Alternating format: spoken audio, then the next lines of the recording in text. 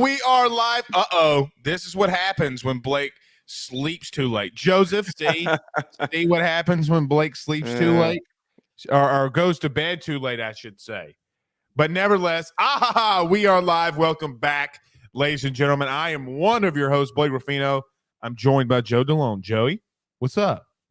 Not much. I'm excited right now. My first bet of the week already hit last night with Florida State covering against Louisville. So I'm just juiced up to watch the rest of these games. I'm so in the weeds on betting. I put a North Dakota State bet to cover. I need football on, man. I'm with you. I took Florida State plus the 2.5 or minus the 2.5 last night. I got very worried when Jordan Travis went down. I was like, not again. Yeah. But what's crazy about that, Joe, is Florida State might be for real. I mean, look, everybody's like, oh, well, they only won by 4 against Louisville, but man, a win's a win. Right. You know, when you start compiling wins, it doesn't matter who you are. So I'm with you. Now, go ahead. No, I was going to say it's one of those things, too, where, yeah, you know, a win's a win, and they played sloppy. Like, they played really sloppy, and it wasn't like that. They were on a bye week last week. Yeah, exactly. And it's like they made all those mistakes and they were still able to pull off a win without your starting quarterback. Like that's a sign of a strong football program. And hopefully Jordan Travis comes back and the extent of the injury isn't too long term. I didn't see what the deal is with that. But no, I totally agree with you. That defense is really freaking good. I still say, and I've been saying since that LSU game, that Jared Verse is the real deal. Yeah, he got injured. He didn't come back. I think that was a big blow for them. But look, LSU 2019, I'll just take it from an SEC perspective. Even Alabama and Georgia a season ago. Look, the best defensive team that we've seen probably in the last 10 years at Georgia got 40 hung up on them by Bama in the SEC championship game. You can lose games and still be a really good team. Yeah. And look, you can win close games. The name of the game is winning games. But we'll get to. I'm still not over this Florida State loss. You know, I think that you understand my pain being a Notre Dame man. I almost forgot until you brought it up before the show started. Yeah, the Notre Dame Marshall loss, which I knew had to be addressed at some point. I was not only was I sweating things out during that Texas Alabama game, which I know we're going to talk about later, but my day was very ruined very, very quickly when Notre Dame lost to Marshall. And I was so upset that I hopped right on my YouTube channel and I put out a video saying that they need to fire Marcus Freeman. And that got a lot of run. I got like 5,000 views on it. And the comments were not very kind to me, Blake, but I still stand by that point. Despite the drinks that Jenna gave me that motivated me to say that, I still stand by that point because the reality of it, I was in on Marcus Freeman and he's done a great job recruiting. But like I point to like Kevin Sumlin, who was a great recruiter. Like that recruiting is half the battle. If you can't prepare your guys and rally them to play Marshall your first home game as a head coach, that's a problem. You're 0-3, the first Notre Dame coach to go 0-3. That is only a sign of things to come. And the one bit that kills me, Blake, is everyone points out, oh, Nick Saban lost to Southern Miss and he had a tough first season. Lou Holtz had a tough first season. Well, Ty Willingham and Charlie Weiss had really good first seasons at Notre Dame. So why am I suddenly like using previous guys' success or failures as an indicator? You can't rally against Marshall and you haven't won a game as a head coach. It's a problem. Yeah, well, and when Saban lost to ULM at Bama, which Bama plays ULM today, which is kind of funny that we're talking about this. He lost to UAB at LSU. Mm-hmm. There's a lot of things, but those programs had to be turned around. I will give the flip side of that, and then we'll get started in this SEC. Yeah. Urban Meyer took over Ohio State and went undefeated from a 6-6 team. Okay, so if you had look, it's not like Marcus Freeman took over a team that was bad. There's no reason you should be losing to Marshall. No reason. You have multiple first-round guys on offense and defense. There's no reason, and quite honestly, they're playing like ass. So. Look, they can't bust a grape up front, which is a huge problem. So look, you're going to hate me saying this, and I'm not saying this because I cover and love LSU. Don't get me wrong. Oh, Brian Kelly can. This is what great head coaches do, though. Yeah. So, as an example, late in games like a week ago with Nick versus Sarkisian, Bama versus Texas. You coach your way and help your team to that win. I just don't think Marcus, like a Brian Kelly, has that experience yet. So for that reason alone, that obviously is going to make Brian Kelly a little bit better. He's got the experience. He's been doing this since 1962. I mean, the Cuban Missing Crisis was happening literally when your boy was at Grand Valley State. I mean, yeah, it's a good point that you need that experience. And I even saw somebody say in the chat, he's a great defensive coordinator. He's a fantastic defensive coordinator, and he's going to be a really strong defensive-minded coach, and that's been the best part of this team. Al Golden and him have prepared that defense really, really well. But all those late game situations, he has no experience, and that's what's going to cause you to lose. And if you can't, again, rally your team in a late game spot against Marshall, who is a Sun Belt team, they are what they are. They're not a hell of a week. They had a hell of a week. Yeah, which is crazy. But it's the Sun Belt. They shouldn't be beating Power 5 teams. True. That is an indicator of ineptitude rather than a positive for the Sun Belt. One thing, and we're going to get to Dane Bergeron Super Chat here out of the break, but let me just say this. You cannot lose to a team that's a mascot that is a mythical character from Zelda. I mean, what is the Thundering Herd? Like you can't lose to, like, if LSU lost today, you lost to a Bulldog. Okay, well, maybe a Bulldog just had a really good day. You beat a Tiger, whatever. But a mythical character that's not even real. I will tell you this. I thought it was savage when the dude from Marshall scored in the end zone and he started doing this. That was pretty savage. You can probably imagine how mad I was when I saw that. I can only imagine. Now we got to get into. Yep. Auburn versus Penn State today, LSU versus Mississippi State, and obviously the big one of the night, A&M versus Miami. Max Johnson, I reported this on Tuesday and nobody believed me, and I got ridiculed on Twitter. I had heard through the grapevine, with some LSU stuff and connections, that Max Johnson would be starting today, and he is. A&M announced that yesterday that he'll be starting, so we'll get into that as well. And we have a lot of great guests as well. We'll be doing Jenna drinks at 10:15. Former Penn State quarterback Matt McGloin from Scranton, Pennsylvania. Oh, we're going to talk about that. Bleav in Vikings host and former first-round pick to the Vikings from Miami. Bryant McKinnie joins us at 9:30. So we have a lot to get into and a lot of great guests here today. But you know what we got to do? We do have to talk about our good friends over at betonline.ag and our good friends over at GM Varno & Sons. So, Joe, let's do this. Let's take a quick break. Let's get this thing started. Everybody do us a favor by hitting the like and share. So many of you are watching us live right now. Hit the like, hit the share. Now, I'm going to tell you something. I've been giving out shirts and money, Joe, for people who have been sharing. Share the stream, you Rudy Poos. All right.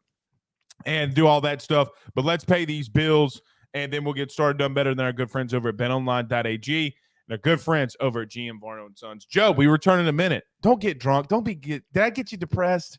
Me? Yeah. I'm good. Okay, because Notre Dame lost to get drunk. We got like 2 minutes. How quickly do you think it takes you to get drunk? Well, last week, the last thing I remember is you drunk, a Long Island iced tea, a short Island iced tea. I had 3 of those. That was kind of a problem. Start a long day. We return in a minute. BetOnline is the fastest and easiest way for you to wager on all of your favorite sports, contests, events, with the first-to-market odds and lines. Find reviews for all the news for each league, including Major League Baseball, NFL, NBA, NHL, combat sports, college sports, esports, and even golf. BetOnline continues to be the top online resource for all of your sports information for live in-game betting, props, and futures. Head on over to BetOnline today and use your mobile device to join and make your first sports bet. Use our promo code Bleav50, that's Bleav50, BLEAV 50, to receive your 50% off welcome bonus on your first deposit. That's betonline.ag, betonline.ag. With over 65 years of experience, nobody is better equipped to service in your vehicle than GM Varno & Sons. RV repair, big rig overhauls, motor chassis, routine maintenance, tire rotations, tire sales, No job is too big or too small over at GM. If you break down the side of the road in the greater Baton Rouge area, they will come and get you. And the best thing about that is that they can come and get you, and then they can bring your vehicle back to their shop and start the repairs right then. Again, GM Varno & Sons. Go see them over at 2500 Fuller Boulevard. Give them a call at 225-664-9992. 225-664-9992. Tell them your good friend Blake Ruffino sent you on by. So, I almost killed every Texas fan last week because I thought that they were going to win that game. Now, Joe, I had a drink and I put my foot in my mouth. Everybody hit the like and share. We're getting this thing started. Joe, how scared were you last week? So if you missed it, Joe bet Josh that he would get a tattoo of a Longhorn on his arse if Texas beat Alabama. They only won by a point. How bad were you sweating that out, buddy? Yeah, first of all, that was a sober decision when I made that bet. So there was no alcohol involved in that decision. It was the week prior, just some friendly talking during the week prior about how bad Texas was. And I made the mistake of meeting up with Josh after he came on and did that tirade at the end of the show with like 20 Texas fans. And I was already a couple drinks deep. So I alerted all of them of the bet. So by the third quarter, they were all on my ass. They were all on me. And so not only was I annoyed watching this game, but on top of that, I was getting everybody in my ear. Like, oh man, you're going to go get that tattoo. You're going to have to go get that tattoo. So like I pulled myself away for that like final couple drives. And Josh and Alex were making fun of me because I was so just like watching, pissed off. Like, I swear to God, if they don't pull this thing out.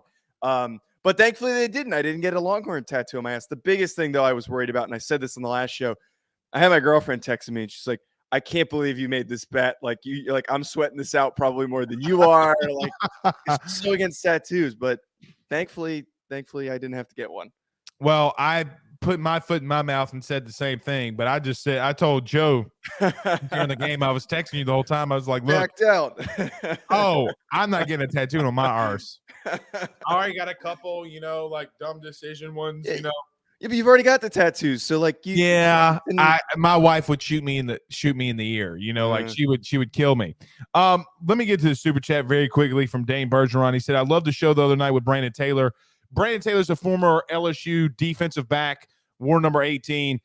He was the best part of those 2 seasons with the post game shows. He was spot on and unapologetic with his analysis." Yeah. So, Joe, the other night we had on my a guy I grew up with that played at LSU, Brandon Taylor. He's going to be the team captain for tonight's LSU game. Wow. So we'll get into that.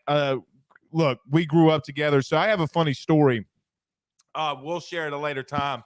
But about Les Miles, the day that LSU found out they were going to the BCS national title game against Ohio State, Les Miles went on an official visit at Brandon's house, and I was there. And Les got out of the car and said, "We're going to the Natty." We're going to the Natty. So look, he got out the car with his hat. He was wearing it like this. He's like, the Taylor family. We're going to the national title and we're going to beat their ass. I'm like, Jesus Christ. Dude, that's when I started reporting shit. That's when the whole legend started, because my dumb ass went on Facebook and said, "We're going to the Natty, bitches." Okay, and so everybody's like, "How do you know?" I'm like, "I just know. I just spoke with Les." They're like, "No, you didn't." 20 minutes later, I'm posting with a picture with him. Okay, if Twitter would have been a thing back then, I probably would have gotten banned. For over reporting or for over reporting, because I was going nuts. Okay. We got Jared. We do got a couple of the comments I do want to get to. We have Eric Weinberger says, "Good morning, boys. Let's go, Joe and Ruffino." And then we got Jared Wilson popping in here. Says, "LSU winning tonight. I'm with you, Blake." I hope so. So let's get into some of this, Joe. We're going to talk Auburn, Penn State. Okay. We're going to talk about them with Matt McGloin. We're going to talk about Miami and A&M. So we're going to kind of keep some of those bigger games and talk to them with our guests. Let's do a little bit of a review, though. We talked about Miami and Texas. Texas and Alabama last week. I think everything that we knew about Alabama and their weaknesses came to fruition last week. They got physically dominated up front. Now that you could take a step back and relieve that you don't have to get anything on your ass, pause. But what was your analysis of that game? Is Alabama in serious trouble here? I don't think they're in serious trouble because, as we all know, Nick Saban is a mastermind. And if he needs to figure out a way to transition the offensive approach for this team, he's going to find out a way. But the big issue that they have right now, they don't have any receivers. Jahmyr Gibbs was the one who was getting all their receptions, and he's a great running back. There were not a lot of rushing lanes for him, but it's kind of a problem that none of those receivers, there's no outside help. There's no deep threat like they had in the past. Jameson Williams and John Mechie are no longer there, and nobody has stepped up, even in the slightest bit. If they don't figure that out, yes, they are going to be in trouble, because when you have to face off against Georgia, whose secondary is littered with five-star recruits, Keely Ringo is going to have himself a day going against that Alabama passing attack. They need to figure that out. I think this is the thing that got me the most. The fact that they had 15 penalties and 100 yards. I've never seen a Nick Saban team, college, LSU, Miami, Michigan State. Never have I seen a Nick Saban team that undisciplined. That is a bigger problem to me than anything. Look, their interior offensive line is dookie right now. They can't bust a grape. Look, so I went and looked at it. Outside of the long run that McKinnie had, they're running the ball for 2 yards a pop. Okay, you can't win games like that. Now, the opposite side of that is this. How good is Texas? Because the truth is, they have a lot of talented dudes on the – look, they recruited a very high level. They had 2 five-star freshmen on the offensive line.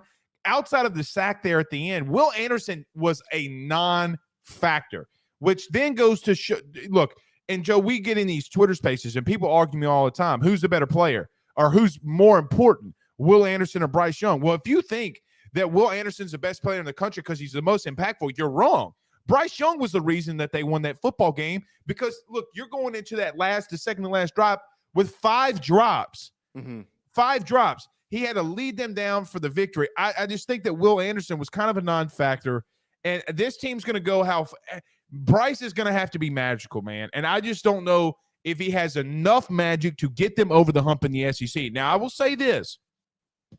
Tennessee played Pitt last week, and I don't know how to really gauge Pitt, but Tennessee can score.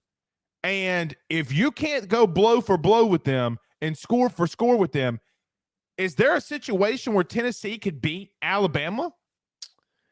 Oh, man. I haven't even thought that far, and it's a really good point because they look like they're as good as they can possibly be offensively. Hendon Hooker, I love Hendon Hooker, and Cedric Tillman are just a really nice pairing right now. They might be one of the best pairings that we have between a quarterback and a receiver in the SEC out of anyone that I can think of.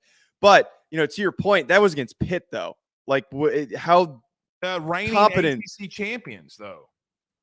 Yeah, but that Pitt team's not the same Pitt team that it was last year. Like, they got one good defensive guy in Kalijah Cansey who's really freaking good, but like the rest of that defense is a little suspect. I think that matchup's going to be a lot different because it's hard to compare Pitt's defense and Alabama's defense. But it would almost, for Alabama to win that football game, they might need to slow down the pace of the game and try to establish the run. Like, that's going to need to be the identity, which feels like such a 2014 Alabama approach because they've got a lot of really good running backs. Like, that's where the strength is if they can get some freaking blocking.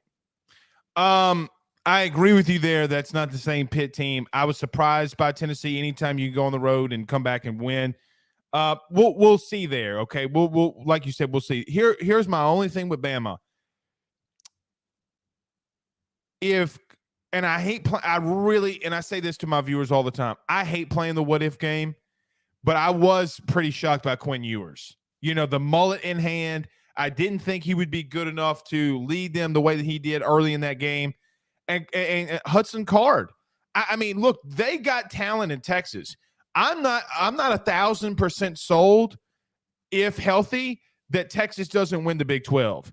if they're healthy, but they're not healthy. So we'll have to wait and see. Let me transition to this because we talked about Tennessee and Pitt, which made me think of them. So let's go to them, and then we'll start getting into some of these reviews this week. I was wrong about, Anthony Richardson. We'll get to that too. Look, Tennessee, I don't think can beat Georgia, but I do think that they could hang with Alabama. Let me ask you this question. How good of a coach is Josh Heupel?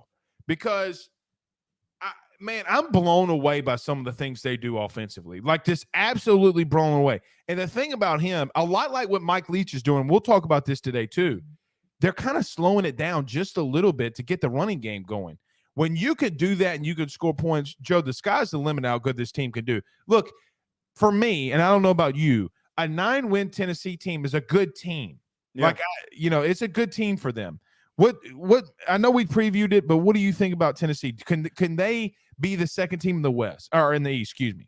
I think very easily, and we've seen them not necessarily tested, but that Pitt game is the first real test that they get the opportunity to play in this season, and it really helps. You're talking about that offense when you have a quarterback like Hendon Hooker who can throw the ball deep and take shots. Like, he's got a nice arm. He's a fantastic athlete. And I said this going into the season that I thought Hendon is one of the most under talked about quarterbacks in the SEC and deserves a lot more hype. He, not far off from maybe being the second best quarterback in the SEC right now. If we take a look at the entire landscape, he's looking better than Anthony Richardson did last week. And he's looked better than Will Levis, who looks really, really messy.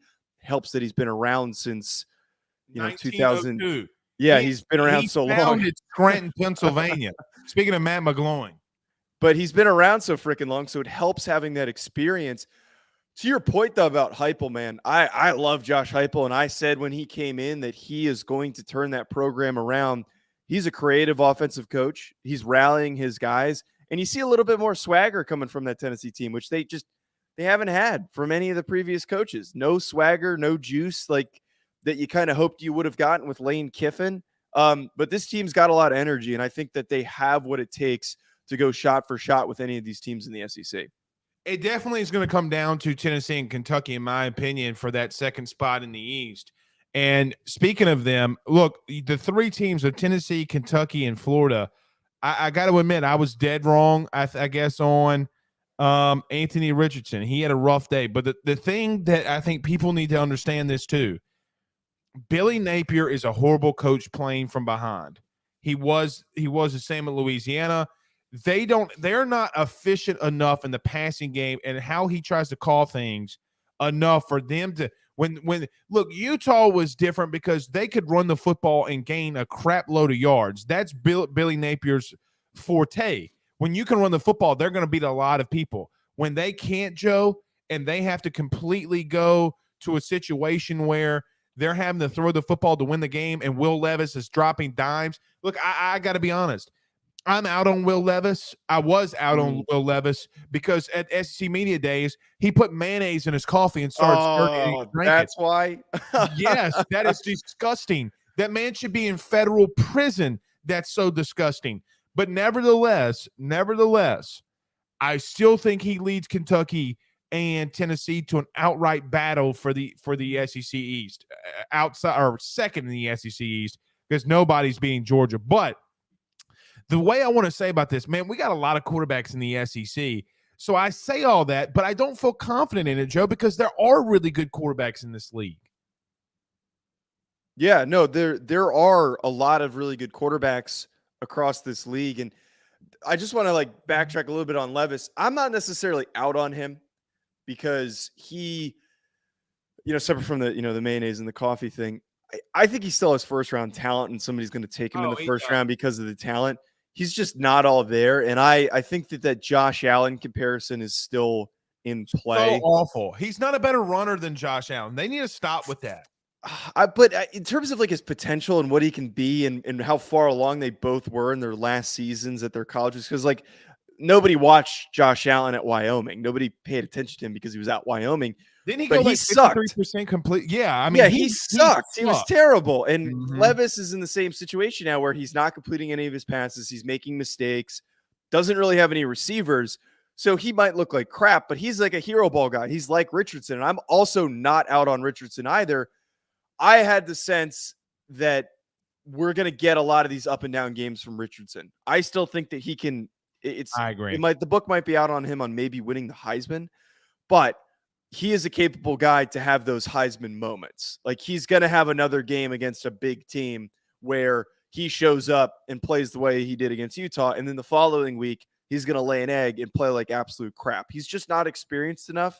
If you neutralize him and you bottle him up and play really good contain, that's where he's going to make his mistakes. That's where he's going to get flustered and he's going to have those turnovers, those issues that we saw in the Kentucky game. But he's good enough to take over football games still. I said this in week 1 and Bleav clipped it and put it out there, and I got absolutely roasted in Gainesville. Outside of Anthony Richardson, their team is subpar and average. Okay. Yeah. They will go as he goes. Defensive line, look, they're overweight, they're out of shape. And ask the AYS listeners, I never say that about big men. You can't be huffing and puffing in midway through the second quarter, Joe. You can't do it. When you start doing that, Mark Stoops in his red, he got beat red. I thought I was looking at the Grinch in human form. He started smirking and laughing because he knew he had him. Now, I will say this. I think Mark Stoops is the most underrated coach in the country. I don't know how you feel, but for me, you're winning 8, 9, 10 games in the SEC each year. At what point is people going to start putting Mark Stoops on this pedestal like, hey, look, he doesn't have enough talent to where he'll ever get over the top of Kentucky, but, man, nobody wants to play him. The funny thing with him, with Mark Stoops, is like he always gets brought up when there's coaching vacancies. Search, right. Yeah, but the guy's never going to leave. The guy's never going to leave Kentucky. He has the best job in the country where they have so many incentives for just Football being school. It's a basketball school. So they just want like a decent product out there that looks good for the basketball fans and the basketball boosters to watch and be entertained by. As long as he wins like 9, 10 games every season, my guy's sitting pretty. Why would he go somewhere else where his job security, like if he hypothetically went to LSU, people would be calling for his job if like they were with Brian Kelly after the Florida State loss. People are just happy they're winning football games. People are excited. I totally agree, though. Mark Stoops has never gotten the credit I feel that he has really deserved. He is always going to rally and prepare his teams to beat those average to above average SEC programs. I don't think that they're ever going to be capable of competing with Alabama or Georgia or Tennessee for that matter. I just, the talent on the roster is not there. And there is always going to be recruiting limitations because it's Kentucky. Last team before we do this week's preview, the Arkansas Razorbacks. Okay. Joe, I have no idea what to make of them. I have no idea whatsoever in the world. I got to tell you something. I don't think that they have enough offensively. Okay. I don't think that they have enough weapons offensively. If they get in a shootout, they're in trouble. Okay. And people are probably asking, well, Blake, they beat Cincinnati. They scored a lot of points. Well, Blake, they beat South Carolina last week. Joe, I know what I'm looking at. South Carolina's not good, and Cincinnati does not have a lot of weapons either. I don't know what to make of Arkansas. They can run the football with the best of them. I guess, what is your thoughts on Arkansas so far? It's kind of a similar but dumbed down situation to what Alabama's dealing with right now, where you've got a really, really good veteran quarterback in KJ Jefferson, but who's he going to throw the football to? If you have to move the ball through the air and pick up huge chunk yards and try to kill guys deep, you don't have Treylon Burks anymore. Burks was a weapon for them last year, and KJ is still a really good quarterback, but you saw in that Cincinnati game where there's a lot of him having to hold on to the football. They always loved using him as an added runner with a lot of those like quarterback power plays that they would run. But you can't be doing that every single game, every single down. Like he's going to get hurt if you're running those read option plays all the time. That can only take you so far. They're another team that needs to find their identity and find some weapons. It does help that they're pretty good defensively.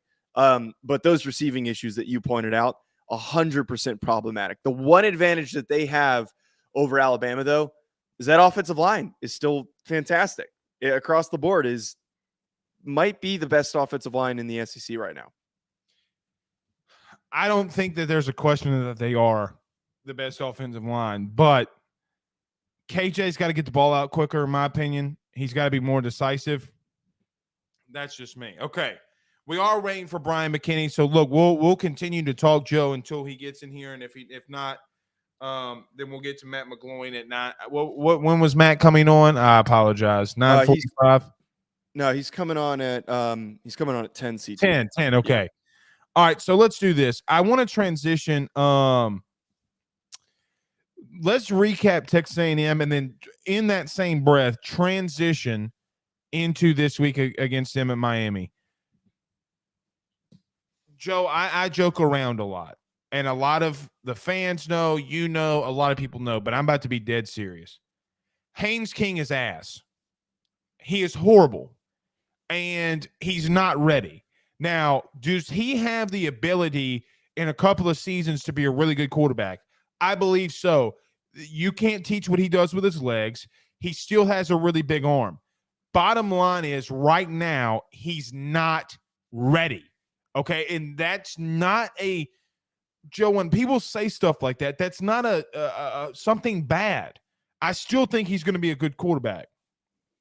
You can't get beat by Appalachian State at home. You just can't. And I know, and I'm sure your feelings you were talking about earlier with Notre Dame are going to come out here. But I will tell you this: you just can't be the number 6 team in the country and lose to that team. So let's talk about the review. And then let's preview them with Texas A&M and Miami coming up tonight at 8 o'clock. Yeah, it's great that they're now transitioning to Max Johnson. And that was what I had talked about the entire week leading in, was if they get Max Johnson in maybe by the second quarter, if they decide to still start Haynes King and things are sputtering early, they have the edge in this game. Texas A&M does. And now he's the starter. He's going to be starting this game. I'm very, very in on them. To your point on Haynes King, he's a 4.4 athlete that just can't throw the damn ball. And it's like, how often are we going to allow, if you're a team like Texas A&M, a guy who can't play the quarterback position to just run around and make mistakes? It's much better, as we've seen, to have a quarterback that is at least going to be consistent, isn't going to hit a home run rushing play, isn't going to pick up like a 50-yard gain because he scrambles and plays like Johnny Manziel and makes a bunch of crazy moves on defenders. That's nice to watch, but if it doesn't net results, it's better to have the guy that's moving the offense 5, 6, 7 yards at a time. Mm-hmm. That's how you win football games. But a lot needs to be done with this play calling, because that offensive approach is so freaking outdated. It hasn't worked since Jimbo's time at Florida State, and he's been calling the same crap. They need to make a transition. Maybe he needs to hand off the play calling duties. Maybe he needs a new offensive coordinator. I don't know exactly what needs to be done there, but they are seriously hampered not only by King, but the offensive play calling. Well, number one, Jimbo treats this, and look, being in coaching clinics and hearing some of his play calling. Look, Joe, I mean, it's too complicated. Okay, this isn't the NFL, buddy. Like, you don't need to go X. Trips white X. I'm trying to say something, but it's been so damn long. But trips right X slant, Z motion, spider 2Y banana. You don't need to do all that. Hey, Joe, let me tell you, there are a lot of coaches that do play cards. Do a play card with them. If Jimbo, if your excuse is that the guys are sometimes not picking up the offense, well, then do something. Now, Joe, I'm going to say this.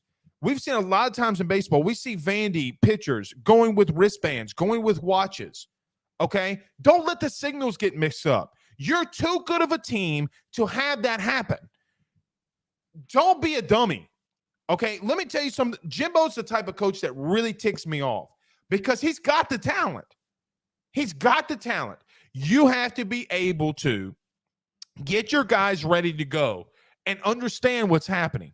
I agree with you with this. He's got to turn over play calling, or he's got to get more innovative. That is the ultimate thing. The big thing here is, and there's something that's really shocking me. Number one, or shocked me last week, they got physically just manhandled. okay, up and down the field. How do they respond to that? Okay. The reason I bring this up, and by the way, I picked App State to cover last week. I think, what was it? Did you really? Yeah. Hell yeah. yeah. Yeah, I had 21.5 points on App State. I tell you what, I took that game in June when the lines started coming out. Wow. I took that game in June, 21.5. I felt so great because here's the thing. If you go back and look at Jimbo always starts off slow, then they start hitting a stride mid-tier through the season and then late into the season. This is the most interesting thing and why people who trash Max Johnson sometimes don't know what they're talking about. Buddy, they're a 6-point favorite against Miami today at home. At home. Are you like me? When I saw that line come out, I was absolutely just shocked. Let me ask you this, Joe. What am I not seeing? What am I not seeing?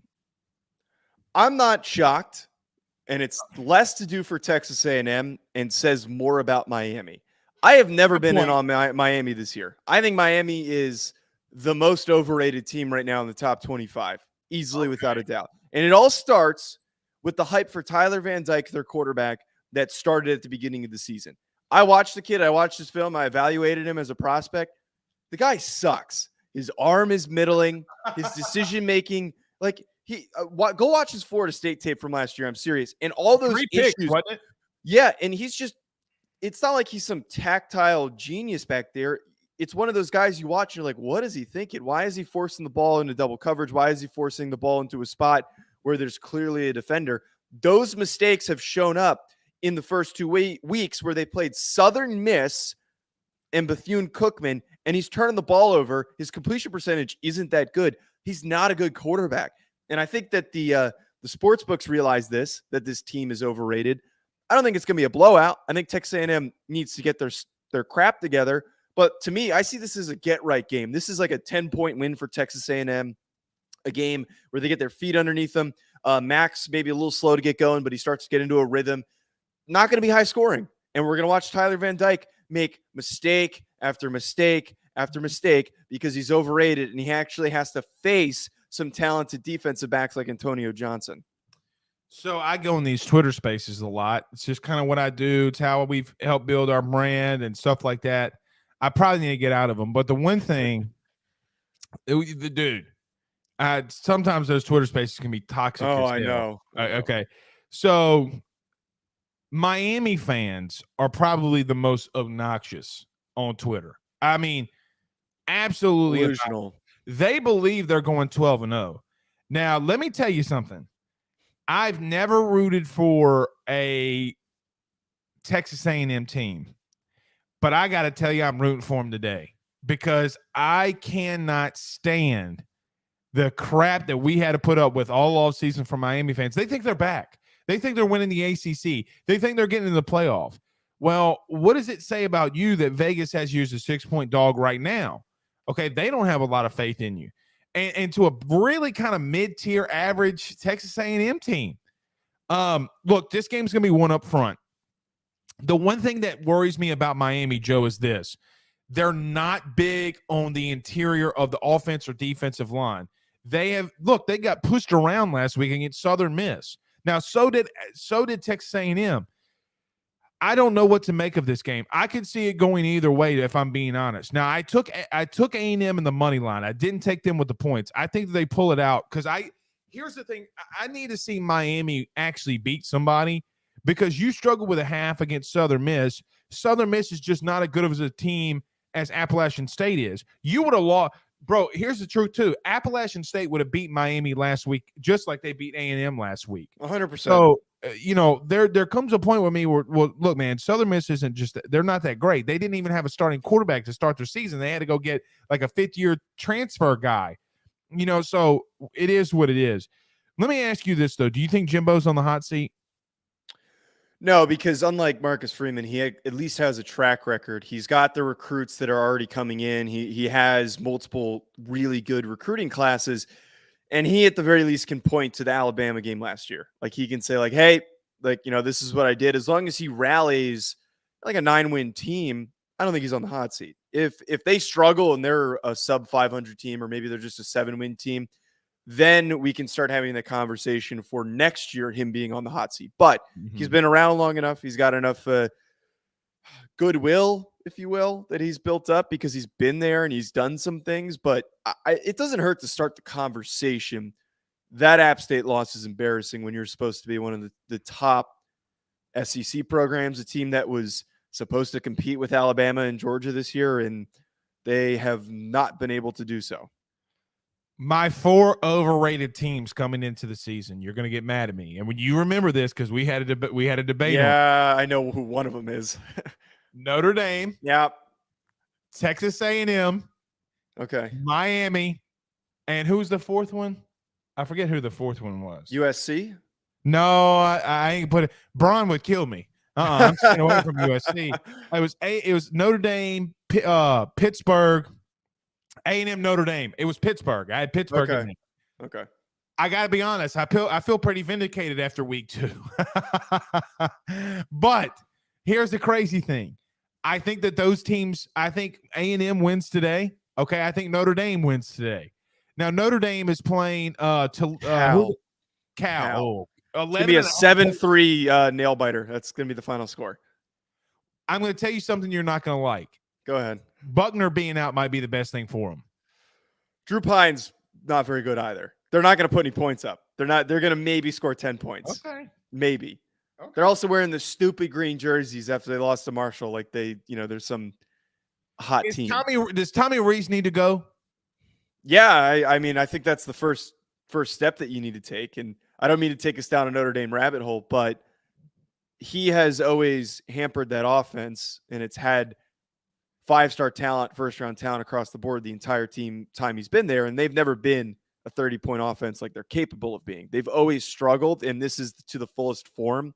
If you're going to get rid of someone, they're probably going to give Marcus Freeman a couple years. You fire Tommy Rees now, you get him out now, you at least have something to point to and say, like, hey, this is the reason why we're messing up. And maybe you can get a little hope stirring for the alumni and the boosters if you bring in some talented whiz kid to run the offense. All right, so I'm gonna ask you this about Notre Dame and I'm being serious. I'm not really joking around because I'm being serious when I ask these questions, like no joking, because we're gonna transition to LSU and Mississippi State, and obviously Brian Kelly at LSU. Joe, looking back on it now, does the Notre Dame fan base feel like that Brian Kelly was holding back Tommy Rees? No, I feel like I haven't seen a lot of that. When you say holding back, what do you mean by that? Well, so and not trying to get into this, but there's obviously some people that cover Notre Dame that don't like me very well. Yes, who we've established that. who have said and have come on my show twice and has told me on AYS that Brian Kelly held back Tommy Rees. Okay, that's the sentiment that I get from Notre Dame fans. But what it seems to me, though, Joe, is Brian Kelly's not doing that to Denbrock and at LSU. They're full-blown tempo, spread, throw it around. Joe, they legitimately have gone full RPO spread. Now, they're maybe not so much RPOs in the second game. I guess my question would just ultimately be, is this on Brian Kelly from this offense now that you see Tommy Rees? That's the kind of the question I'm trying to get to, if that makes sense. Yes, I now I understand what you're saying. I do believe that there was a lot of influence with Brian Kelly. I think that he acknowledged that Tommy Rees is a young play caller and he needed to reel him in a little bit. And he needed to it's the opposite of that. He needed to open him up a little bit, because now we're seeing this stupid, ultra conservative offensive approach where they're running the ball on inconsequential downs. They're throwing all these screens that don't really set up for anything. There is no aggressive attempt to stretch the field. I think there was a lot of influence from Brian Kelly, and it showed up from time to time. In the opposite way is what you're saying. Right. And I think that now that you allow, because you've got two young 30-year-old guys in Tommy Rees and Marcus Freeman running the team, they're not stepping on each other's toes, and Freeman doesn't want to step on his toes because he's the guy who's been there longer, and he's a representative of the program, and he was the starting quarterback there in the early 2010s. He's got no one to hold him accountable, and they look like crap. So now that leads me to transition to LSU. LSU. LSU. So why aren't you cheering with me, brother? I'm not cheering for LSU. Why would I be? I'm not an LSU fan. Because you're your former head coach. Notre Dame's daddy. No, I'm a FAMU fan now. Now that I've given up on Notre Dame. That's why I'm wearing the shirt. That's who I root for. Oh, you're a FAMU guy now. Okay. I'm not transitioning to LSU. That doesn't work like that. I can't just go running back to Bryant Kelly. What are we doing here? Well, I think that you should. All right, let's get to this Mississippi State LSU game. Okay. Joe, I'm gonna let you go first. I've talked about this all week, and I'll just give you the floor first because I don't want my opinions to sway you in any which way. What do you think about Mississippi State and LSU? Will Rogers, I've never been a very big fan of, admittedly. Okay. I feel as though, like all of these Mike Leach quarterbacks, it's so easy to inflate the expectations on them. If you actually watch them and you watch Will Rogers, he's an average starting college quarterback. I think LSU, this is the game for them to lose. Like this is a very winnable, easily winnable game. And now that they're transitioning past that FSU loss, like they need to come out firing. They need to come out guns blazing. I know that there is still some question marks about, like, is Jaden Daniels really the guy? Like, do they need to keep rolling with him? Mike Leach has never had good defensive teams. And I think that this could be an opportunity for the LSU offense to start to really get into rhythm, to really start to feel themselves. Because if you look at that Mississippi State defense, like, who do they have? Like, there's no dudes on that defense. LSU is the far more well-rounded team. The only main thing that Washington State has going for them is Mike Leach and that ability to just pull points out of their ass whenever they need to. But no, I fully Bleav, and I'm sure that you're in the same boat, that this is an extremely winnable game for LSU.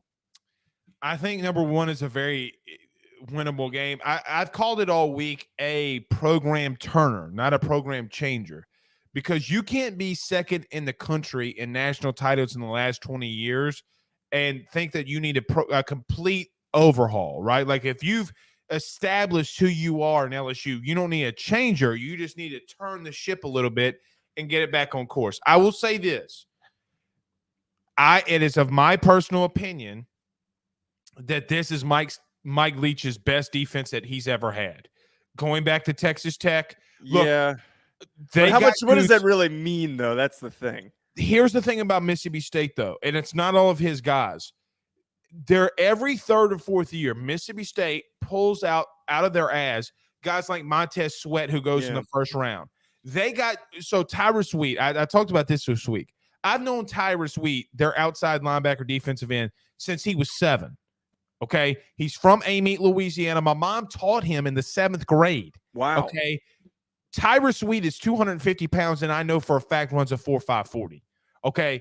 The point is, they got some dudes on that defensive line, and they're very exotic. Now, LSU's offensive line is going to be a worry this week. Now, we have a message board, and if people were subscribed to that AYS message board, AYSSnetwork.com, they would have found out last night that there may be some shuffling along LSU's offensive line. With that being said, I think that, look, I betted on LSU. I took the plus 2.5. I don't feel good about it, Joe. I think that, look, I need to see LSU get back to the point where they're LSU. Now, the fans hate when I say that. They want me to go out here and say LSU's going to win every week. Well, I do want them to win every week, but we have to be realistic. The ultimate question will be this: can LSU bust a grape running the football? Because if they can't run the football, it's going to be a long day for Jaden Daniels. The changer for me in this, and I think the thing that's going to put LSU over the top and win, Louisiana people are pissed off. And when they get pissed off, that stadium starts to fill. And when you start getting 6 o'clock, 7 o'clock, 8 o'clock, and people start yelling and people start screaming, they did this for Auburn a season ago because they thought that LSU can turn the tide and get back to their winning ways. And talking to this fan base, and look, they had 200,000 people at tailgating and at the game last week against Southern. Southern. Okay? They're pissed. I think that crowd, if stayed in tune and a close game, is going to lead LSU to a late turnover and they win a game. But I don't think it's a blowout. The thing that the thing with Brian Kelly that I got to give him so much credit for, he's got a 5-star quarterback in Walker Howard that's a freshman. He had Miles Brennan, he had Garrett Nussmeier, but he went and got Jaden Daniels.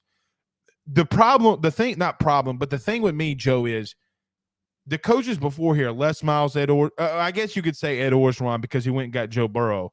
We just haven't seen a long consistency of LSU getting dynamic quarterbacks. I think he's the reason you win, and I think he's going to be the only reason you win a lot of these games because he's so dynamic. I say that, your rebuttal and your response. The funny thing about Jaden Daniels, and again, as somebody who watched so much of Brian Kelly, he's like the total Brian Kelly quarterback. Great athlete, moves well in the pocket, throws on the run really freaking well, is going to be able to extend those plays and add a lot to your offense. And he might be one of the better, actually, quarterbacks that Brian Kelly's coached. Like I look at all the guys that he's had, maybe outside of Deshaun Kaiser, he might be one of the second best quarterback that he's coached. Well, that's a big statement. Right, because like who else has Notre Dame really had? Like I've watched Everett Golson and Tommy Rees and say Malik that Sayer. Ian Book might not be great in the pros. Ian Book my man was helped a lot by Kyron Williams, that offensive line, those receivers. I think That's fair. Jaden has less around him. The receiving core is fantastic, but the run game struggling. The offensive line is struggling as you've pointed out.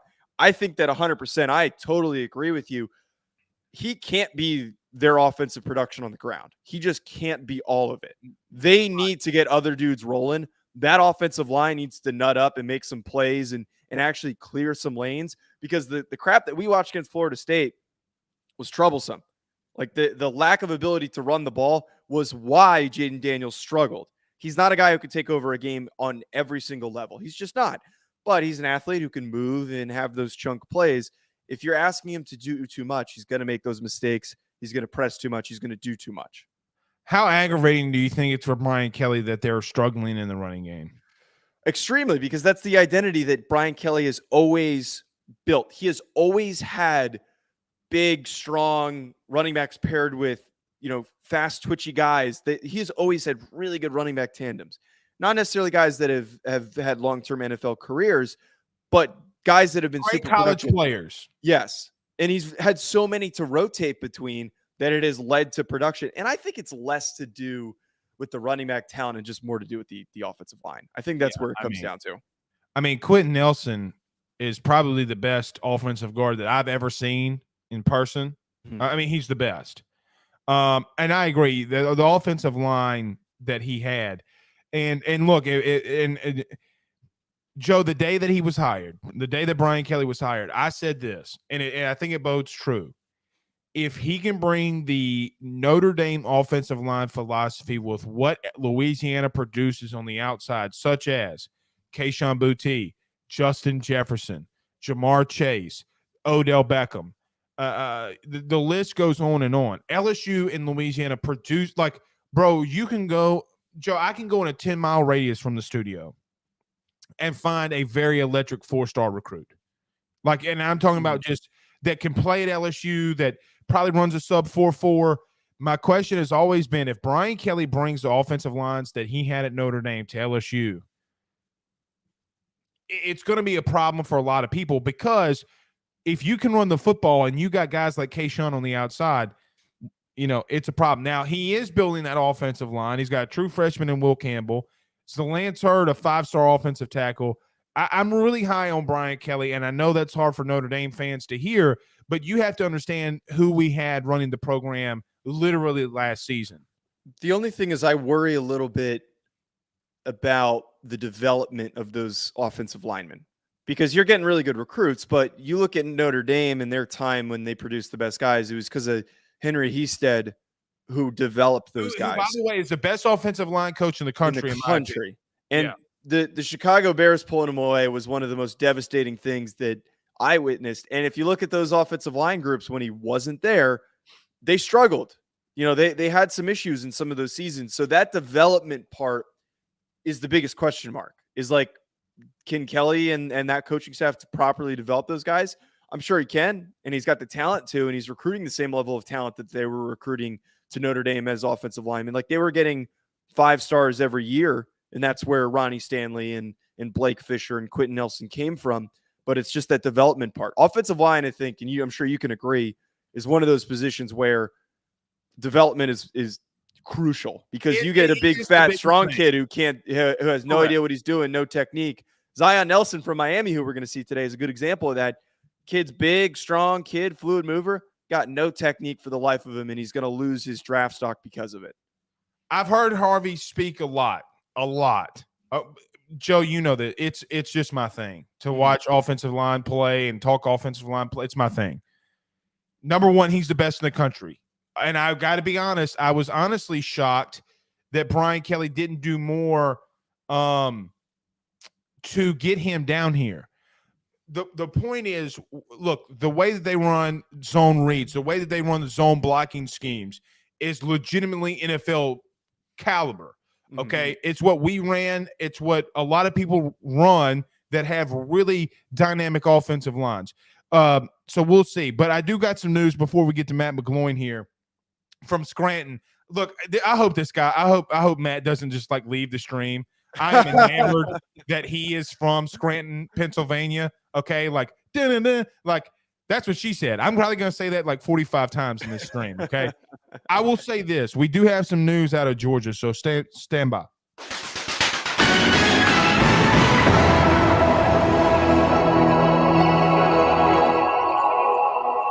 An SEC coach just texted me through our show, and I'm trying to get this confirmed. I'm being told that Eric Gilbert, the tight end at Georgia, did not make the trip to South Carolina. I don't know what's going on here, okay? But I just got a text. So we'll see how this is going to transpire. But look, I'm convinced at this point, Eric Gilbert's not a real person. We've had him here at LSU. Yeah. I don't know what's going on here. You can't fight with coaches, which was what happened a season ago, so we'll see. All right, Joe, let's do this. We got Matt McGloin. I'm really fired up for this one. We're going to talk some Penn State, Auburn next. But let's do this. Let's pay these bills. Let's talk about our good friends over at Gramco. Guys, we return in 1 minute to talk Penn State. We are Penn State? Or is that we are Marshall? No, it's we are Penn State's their slogan too.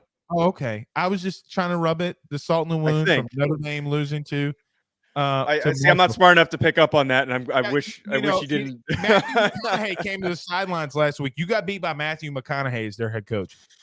Regardless, let's talk about good friends over at Gramco. Guys, we return in 1 minute with Matt McGloin. Guys, I've got to talk to you about our good friends over at Gramco. They are the Delta 8 company based out of the state of Florida. They're founded by college football junkies just like you and I am not sure if you're familiar with Delta 8, but you need to be. Gramco is the absolute leader in this field, and they have phenomenal products that I just need to tell you about. First off is the Wake and Bake coffee that is absolutely spectacular. The gummies are as well, as they're the best in the market. So go to thegramco.com right now and use the promo code AYS25. That's thegramco.com, AYS25 promo code to get 25% off of your order. Jump on this fast, as it is perfect for holidays, anniversaries, and everyday use. Gramco is hemp-derived and completely legal inside of the state of Louisiana. No medical card is needed, and shipping is very discreet. You must be 21 years older to order. Again, that's thegramco.com. Use that promo code AYS25. Okay, we are joined here by former Penn State quarterback Matt McGloin. Matt, what's going on, man? Hey, how you guys doing? I appreciate you having me on the show. Well, I do got to ask you this, and Joe's probably going to get mad at me. The whole Bleav network's going to get mad at me, but I got to ask you. Scranton, Pennsylvania. Do you work at the paper company? That's what we all want to know. What, are you an Office fan? Am I? I mean, dude, look, we're sitting here and we're redoing the studio.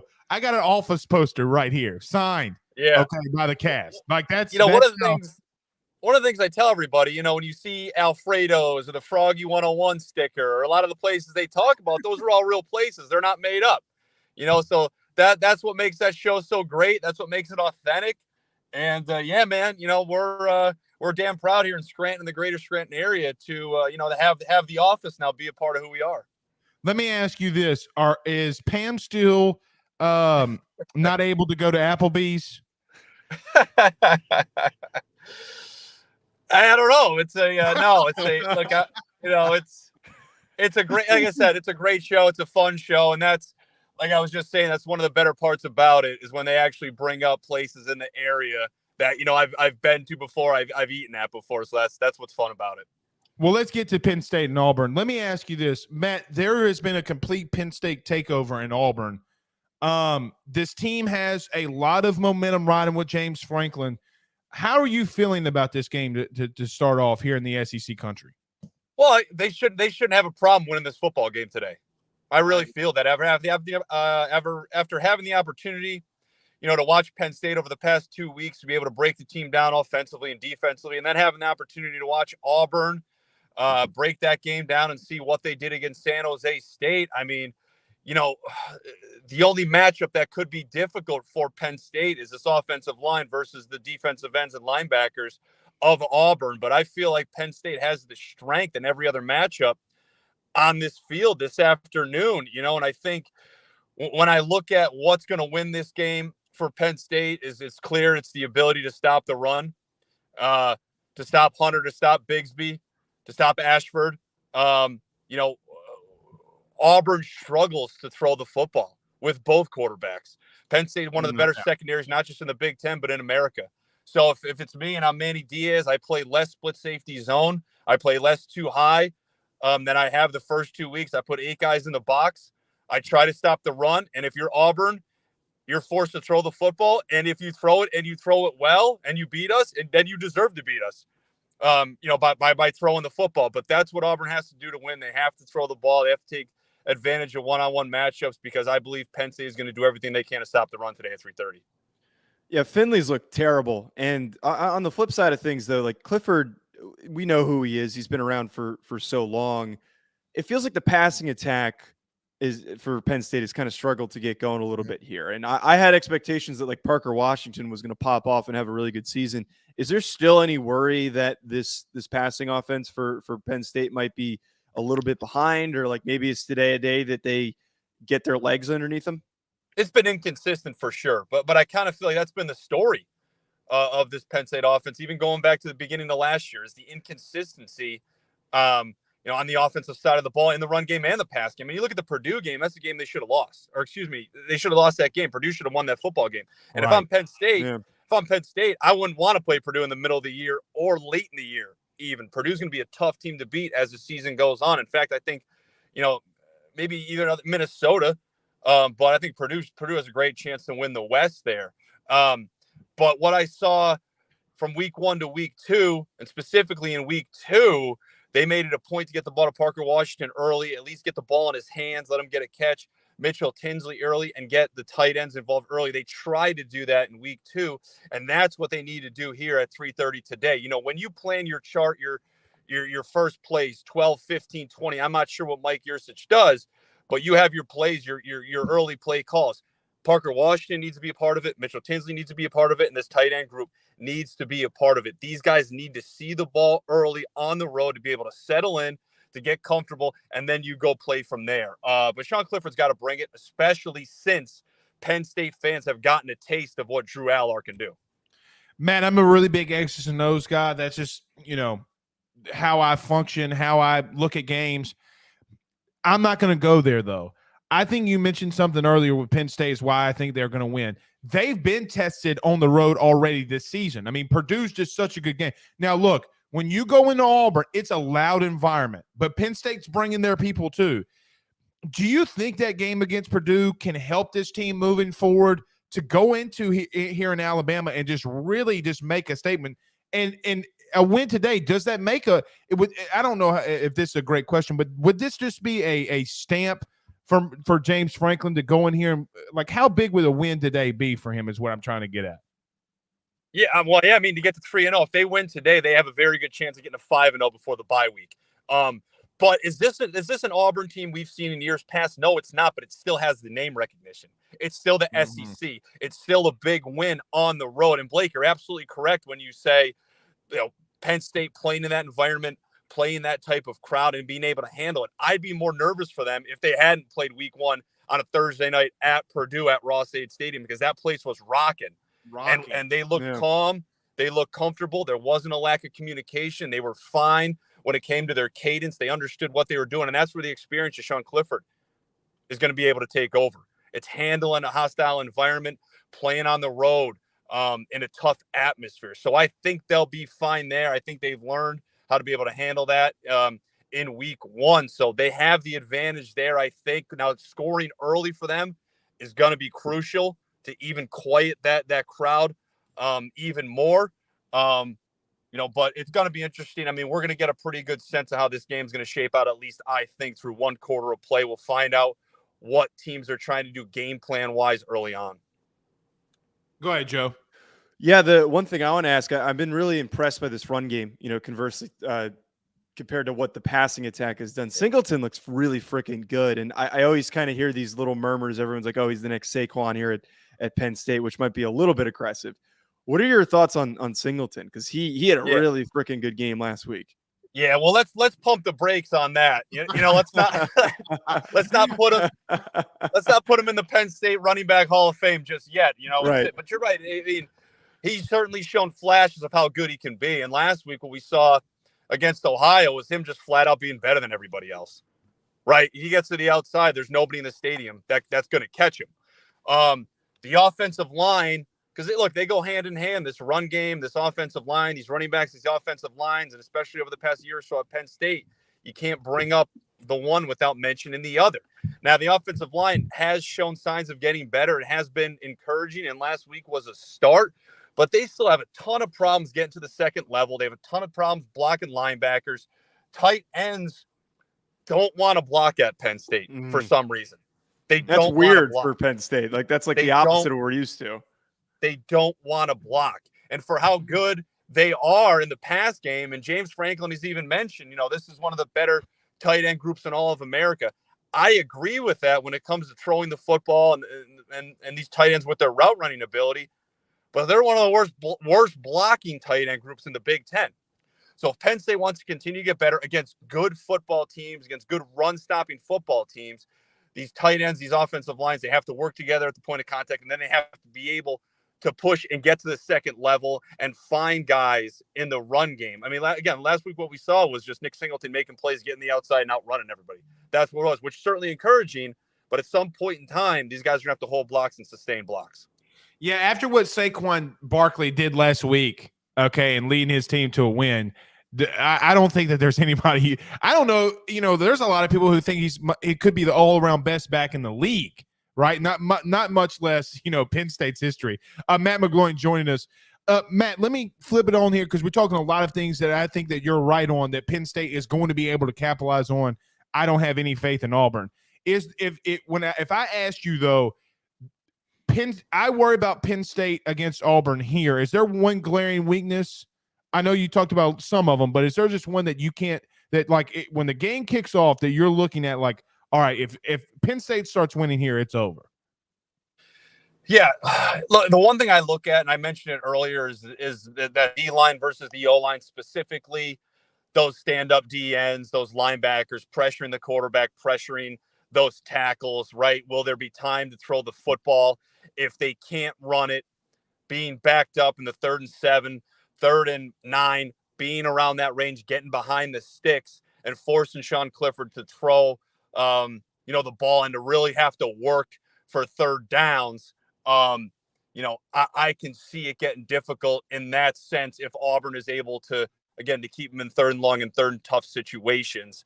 That's where I can see it getting difficult for Penn State. But, if they play fast, if they get out to a good start, if they use their wide receivers out on the outside and then mix in the run early on and try to spread out this Auburn defense and be able to slow down those pass rushers. There's nothing worse for a pass rusher than when a quarterback's getting the football out of his hand quick. These guys are using so much energy to pass rush, go, and then they look at the balls out of the hand. right? Get the ball out of his hand. Don't hold on to it until you have to, right? There's going to be moments on those third downs where he's going to have to take one to get one, right? But don't make it easy on this pass rush of this Auburn defense. One last question I got for you here, Matt. Joey Porter Jr., who is been fantastic. I think he had like 6 pass breakups in that first game against Purdue or something crazy like that. Was that like an expectation that he was going to emerge as like a big defensive back for this team? It felt like he kind of came out of nowhere a little bit. I think, I mean, look, he's a guy where he walks on the field as a freshman and you think to yourself, like, this is what a defensive back looks like. Like, this is what a cornerback looks like. This guy right here. I mean, he's a first-round guy. Let's be honest. He'd be a first-round draft pick after this year. That's how good he is. That's how smart he is. That's how well this kid plays the game. So for all, we mentioned the Auburn quarterbacks early on in this episode here. Like, if they're going to throw the football, don't test him. Mm-hmm. Be smart, right? They've already struggled to throw the football. Don't be stubborn in a way where it's like, we're out to make a point. We're going to go at this guy. Like, don't do that. Johnny Dixon has struggled in pass coverage for Penn State. Daquan Hardy has struggled at times in pass coverage for Penn State. Keaton Ellis has struggled in pass coverage at times for Penn State. Go at those guys. If they're going to stop the run, find those matchups and try to expose those matchups on the Penn State defense. You know what's funny is you say that, Matt. Joel Klatt in that Purdue game said, "Stop throwing it in his general direction," which is probably the best you can get. Stop throwing it in his general direction. I thought that was great, Matt. Thank you so much for joining us, man. Have a great day. Hail State. Go, we are Penn State, all that good stuff. Tell everybody where they can follow all your stuff, brother. Do some stuff for Big Ten Network. I work for SiriusXM, ESPNU, Big Ten Radio as well, and then I'm the host of the Paydirt podcast, which is a Penn State football show. You can find us on Apple, Spotify, YouTube, anywhere you listen to your podcasts. Well, Matt, I almost wore, the Bleav McGloin shirt, but they said they didn't have it in extra sexy, so they didn't have no lineman sizes. Lineman size. I mean, look, dude, I'm 6'4" and 300. You gotta give you center, Matt. You gotta get him some swag bags, but we'll get one. Thank you so much for joining us, brother. Anytime, guys. Thanks. All right, that's Matt McGloin. Let's do this. Joe, are you ready to get drunk? Oh, hell yes, I am. Are you ready to get wasted? Now, listen, you challenged my ass. I hadn't said this. You challenged my ass to you want to do a beer chugging competition? Because I'm going to tell you, it's going to get I know I'm going to lose. I know I'm going to lose, Blake. I know I'm going to lose, but I'm not soft, and I got to at least come in, with some oomph here. I got to with some gusto. Here's the truth. I'm so worried now about losing after the shit I just talked to you that I don't know what You're I'm a lineman. You're gonna kick. Let's be realistic. My beers, roommates. I drank beers coming out of the womb. Yeah. Okay, it's gonna go down like water. Let's do this. We're gonna get to Jenna Dolson. We gotta get some drinks, man. I gotta go get my drinks. I gotta go get my beers and all my stuff. But let's do this. Let's pay these bills very quickly. Let's talk again about our good friends over at BetOnline.ag and our good friends over at GM Varno & Sons. Guys, we return in 1 minute and 15 seconds. Let's go get some drinks, dude. BetOnline is the fastest and easiest way for you to wager on all of your favorite sports, contests, events with the first-to-market odds and lines. Find reviews for all the news for each league, including Major League Baseball, NFL, NBA, NHL, combat sports, college sports, esports, and even golf.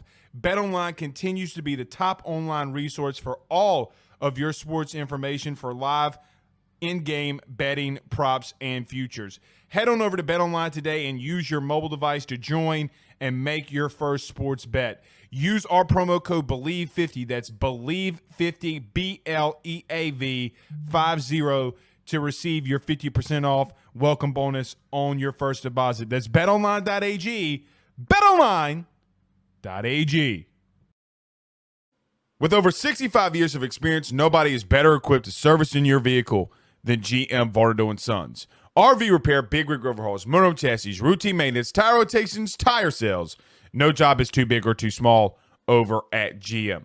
If you break down on the side of the road in the greater Baton Rouge area, they will come and get you. And the best thing about that is that they can come and get you, and then they can bring your vehicle back to their shop and start the repairs right then. Again, GM Varno & Sons. Go see them over at 2500 Fuller Boulevard. Give them a call at 225-664-9992, 225-664-9902. Tell them your good friend Blake Ruffino sent you on by. Okay, we are joined here again by our good friend Jenna Duddleton. Jenna, what's happening, boo? What's up, guys? Well, listen, I got to tell you, I woke up this morning. I went and ran a mile.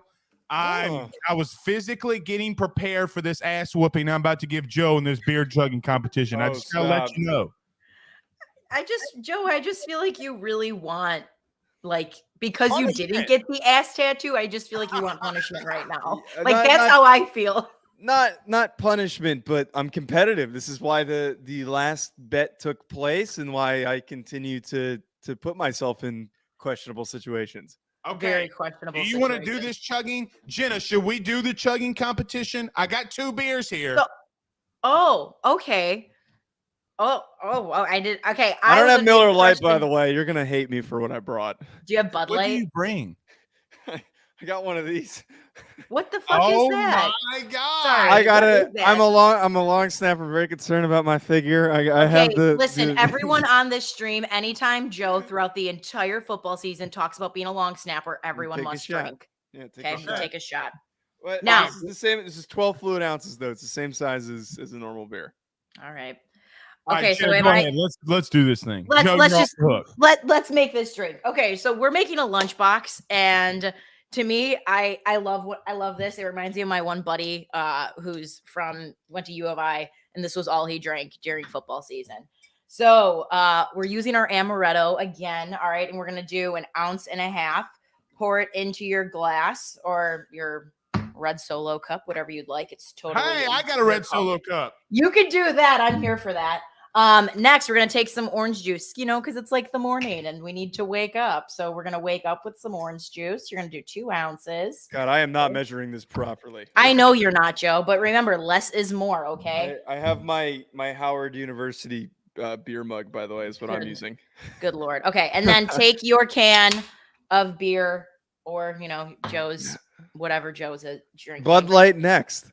It's Sure. spritzers. I He can't. drinks I can't. No, with you. it's a beer. It's a beer, but it's just like the zero listen to him, carb guys. one because Don't listen to him. okay.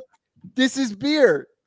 Super crisp light beer. LA's got the best of you, Joe. Yeah, it sadly has. All right. And then Alright. pour your beer. But guys, remember, pour it on the side. The reason why you do that is if you pour it straight on, it just gets really foamy and then it's just a lot of carbonation and you're Is it the whole beer? all the way to the top. Okay. I think I put too much orange juice in. Okay. Well, it happens. All right. This looks great. I'm freaking pumped. Jenna. Cheers, boo. Cheers, ready, guys. Joe? Okay, so am I timing you guys chugging this? Okay, they're just gonna go. All right, let's see. Joe's really going at it, but so is Blake. God, I think this one might be a little bit closer than we think, guys. Who's gonna win? I think Blake has it. Blake has it. Winner, Oh. chicken dinner. See, wait. That was bullshit. I don't know if I'm allowed to curse in here. You started chugging. There was no countdown. I looked over. I was taking a sip. If I you're not looked trying to over and you were cheat- if chugging. you're not cheating, you're not winning, Joe. Oh, that's delicious. By the way, Jenna. First off, Thank Jenna, you. I'm about to make me another one. Do it. It's so easy. 3 ingredients. You have them in your house, It's like a The only- PB&J. right? Ooh. Ooh. It kind of It's is, it's dude. like You know PB&J. what? Next week, I've actually made a PB&J shot. I'll make a Oh. PB&J drink next week. Oh my Which- God. Jenna, I'm gonna Yeah. keep asking every single that Joe, they comment. said you had your pinky out. It wasn't intentional. My hand doesn't fit in the sorry, it doesn't fit in the damn thing. My hand's Wait, too do you know big. do you know the proper way to hold a Stein, Joe? Oh, like this? Yeah. No. Put the pinky underneath the bottom. Yeah. Yeah, like that. Again, I wasn't prepared to chug. I was just like loosely holding it, and then I look over at Blake downing hit. I would have smoked you if this was if there was a countdown, if there was a lineup, like an actual chugging competition. Jenna, what do you think about this? Why am I getting ridiculed here? I didn't do anything wrong. I You think you're cheated. getting ridiculed because you won and Joe lost the That's bet. true. And now he needs to get the ass tattoo. Oh, I'm not getting an ass tattoo. I'm kidding. That's aggressive. We actually never put anything down on the line. But what would the ass tattoo have been though? Would it have been a picture of my face, or like? Oh God, no. Why? I would have done the amaretto logo. That would have been like a nice little tattoo. you can get a flower. You can get a flower. There's a flower on it. That's what I'm talking about. There's a flower on the bottle. I thought there was a shot at me because I'm drinking light beer. But you think that, so. Jenna, what's been going on, boo? How's things been going? This drink is fantastic, by the way. Thank you. I had a wedding last night, so I'm not gonna lie. I was like really nervous about waking up today to have to drink after drinking a bunch of tequila yesterday and champagne. So I'm like slightly shaking, but I'm here for the cause. I'm here for you guys. And I'm doing great right now. So, Jenna, I gotta tell you, I don't know if I texted you this or whatever. Mm-hmm. Is that your sister in the video from this week who said, I hate people that don't quote some of it. So take us through that again. That was pretty funny. Yeah. So Bar Talk had 100 episodes a little over like maybe a month, 2 months ago. And I just wanted to resurface an old video. And my younger sister, Taylor, I had all my siblings on the podcast for my 100 episode. And she said, okay, I'm going to ask you a would you rather question. And I said, okay. And she goes, well, my biggest pet peeve is when people like don't give credit where credit's due. So I just want you to know that like I didn't come up with it. I got it off the internet. So people give credit to the internet. That's so great. And let me tell you something. Your accent's not like heavy. Hers is like heavy. Like, well, to be fair though, Blake, when Jenna's on camera, you do a really good job of hiding the accent. When we're in meetings and production meetings, it comes out. Yeah, I'm like, this is not the same person that's on those videos. The way that you talk. I know. Hilarious. Do you like change your voice during the episodes or I think sometimes when I think everyone who does anything like this, like you get a little you're yourself, but you try to, tame. I try to tame the voice a little bit. Right. But when I'm drinking, here's the thing. I love it. Yeah, I'm a big fan. It's like a staple, like we're about to go to the park. Like I don't know, I can't do it. I mean, that's a Boston accent. Like, oh, can we go to the park? Someone's got that khakis. When Jim Krasinski did the Smart Pack, I still think it's the best Super Bowl commercial of all time. I don't remember this one. Yeah, Jim, but he's from Boston. All right, I do got to ask you this. Yeah, what's up, Jenna? What about them? How about them Chicago Bears, babe? I mean, like, what's going on here? We actually can win a game. I mean, what? I mean, is Justin Fields the savior of the Bears here? I think it's way too early to make any predictions because of the following. I'm going to put it this way: one, the weather worked in our favor. Okay, as crazy as that sounds, wasn't it? Like it was monsooning. It was absolutely monsooning. That at the end of the game, you couldn't see the lines. That Fox had to make them black on TV so people could see the lines because of how badly it was raining. Oh my God! I didn't know that. Yeah, I didn't know that. It got that bad. It was that bad, even to the point where I was watching the game at the bar and I look outside and I was like, oh wow, it's pouring.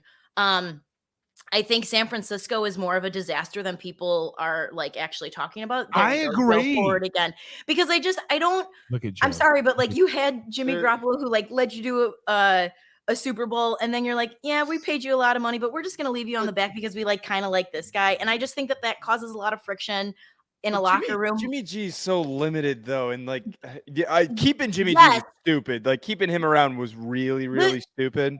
This whole thing is stupid, but I think all of that played into the fact that I don't think the 49ers were ready. I think the Bears were like sneakily ready to come in. I'm still I agree with that. I agree with that. Yeah, like I'm still not fully sold because as a Bears fan, I protect my heart. I've been disappointed many times with the McCaskies. However, I am like really curious to see what Sunday night is going to be like against Green Bay because Green Bay was such Aaron a disaster. Rodgers is in trouble. He's in trouble. Aaron Rodgers is in trouble, but Aaron Rodgers like absolutely despises Chicago and hates the Bears so much that I think he's going to pull something out of his rear end to be like, no, we're going to come out and like absolutely murder you guys. So well, I will say this. I don't know. Big Cat from Barstool. Yeah. I think, look, Aaron can eat those shrooms all he wants to. He can grow his hair out. He can look like Nicolas Cage from what's the movie Con Air. Yeah, Okay, he something can like show that. up Yeah, like that. But there's one thing about Aaron. He's a great freaking quarterback. Okay, I mean, like he's a first ballot Hall of Famer. It's going to be an interesting game. Jenna, what do you have back there by your Chicago White Sox? This? Is that Screwball?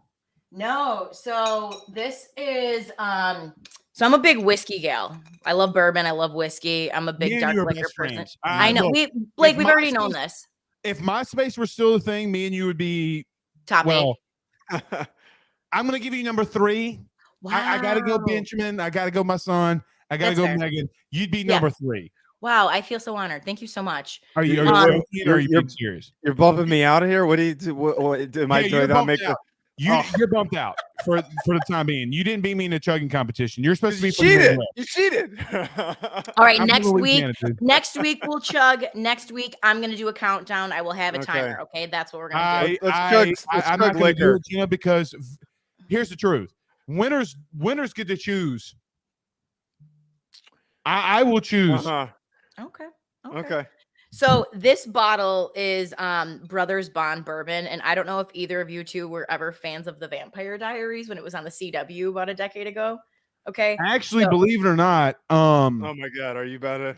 No, I'm about to be serious here. They shot a lot of I think it was Vampire Diaries in New Orleans. They filmed the originals in New Orleans, which was the spinoff show. Okay, the originals. Okay. Yes, which again, like same universe. His name was Klaus in the show. Oh my God, what a sexy vampire. Anyways, I keep interrupting you. I'm sorry. You're fine. The nicest human being you'll ever meet in your life. So we we got to hang out with him in New Orleans. The nicest dude you'll ever meet. Like, I was surprised. Be honest, but it was shot in New Orleans, the originals. Yeah, the originals was shot in New Orleans. The main brothers in the Vampire Diaries, they're brothers on the show. They drank bourbon on the show. They became like best friends in real life that they decided to learn the process of bourbon making. So they perfected this, and my liquor lady got me 3 signed bottles. So these are the bottles from the actors, and I have another one down here that's almost done, which I'll probably finish later today. Is that one signed? No, this one. No, I'm not opening up the signed one, Joe's. Absolutely not. No. Okay, I'm just making sure. No, but this one we have about like. What's it called again? Brothers Bond bourbon. And I was actually, so I bought it when I knew that they were coming out with it, and I was like, I'll spend. I think it was like maybe like $40. I was like, I'll spend $40 and see if it's any good. And I was like, this is great. And it was so great. It made me call my ex the one day. So it's doing something right. So, anyways, that's my problem with bourbon is it always leads to very questionable decisions. I love bourbon too. But I love bourbon. Yeah, it's my number. It's probably my number one. You guys are number one go-to. The worst. It's on my go-to because I just drank a light, not even a light beer, a carbless light beer. I would. Yeah. If I drank bourbon, which I did at one point when I was drinking it every time I went out, I was drinking it like twice a week. I was 240 pounds. So I can't do that. Look, I'm just going to say this, and it might be the wrong thing. I'm 6'4", 300. I'm going to drink bourbon. You're going to get over it. You're going to get over my weight. I'm just going to be honest. It's the same thing with my co-host, Sean, who was my roommate in college, is 6'6", and he's 300 pounds. And he can be 300 pounds because he's tall, and girls are like, flock to that. But I'm 5'11". I gotta look good. Like I can't. Actually, it's the. I mean, look how big that bicep is right there, dude. You sound exactly like my roommate. You and my cousin would get along great, Blake. That's what he does when he goes out. All right, Jenna, I do have one more. I have one more question for you. Yes, fire away. So I've been getting this question a lot on AYS. Okay. Is there if there's just like a bourbon, like if I wanted to go spend $100 on a bottle of bourbon, okay, in your opinion, what do I need to go spend it on? If you are willing to spend that much money on bourbon, I would say you get Whistle Pig. Mm-hmm. Okay. And I would get the I believe it's the 15 year. So for anyone who doesn't know the process of bourbon. It's going to be more expensive when it's aged longer. When Right. it's aged longer, it goes down silky smooth.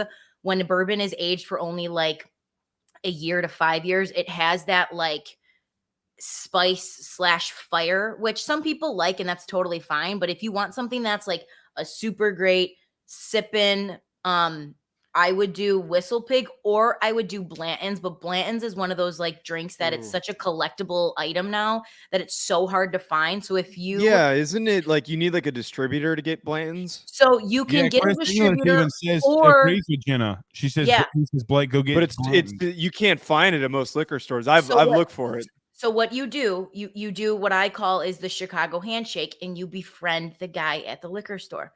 You ask him how they're doing. How have things been? How's your family? What's going on in your life? Hey, I got a question for you. I'm a big Blanton fan. Do you guys have any that come in? Hey, you know what? My family owns this. I'll slip this to you your way. And what they're gonna do is you exchange phone numbers.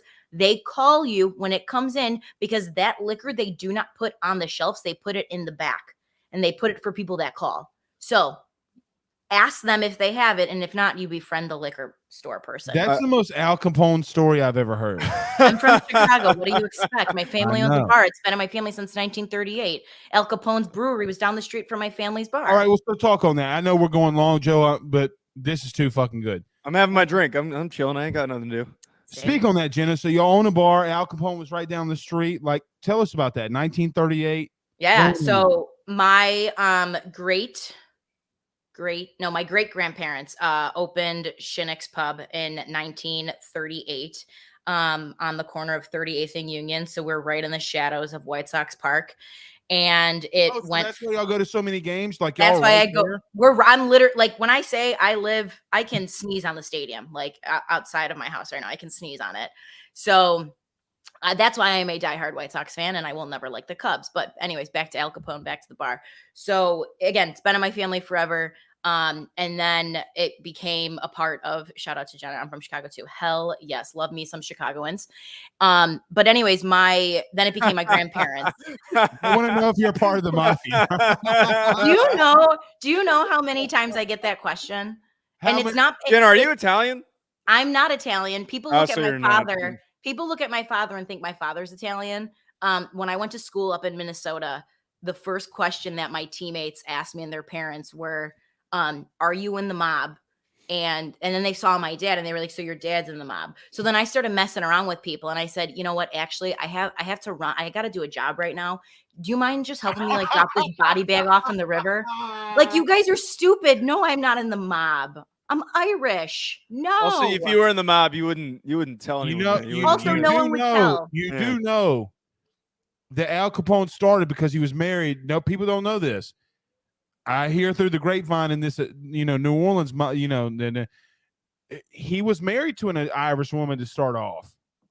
That doesn't surprise me. Everyone loves a good Irish woman. Bound chicka wow Wow, wow. wow. All right, so the bar was in your But so the bar was my great grandparents. It became my grandparents.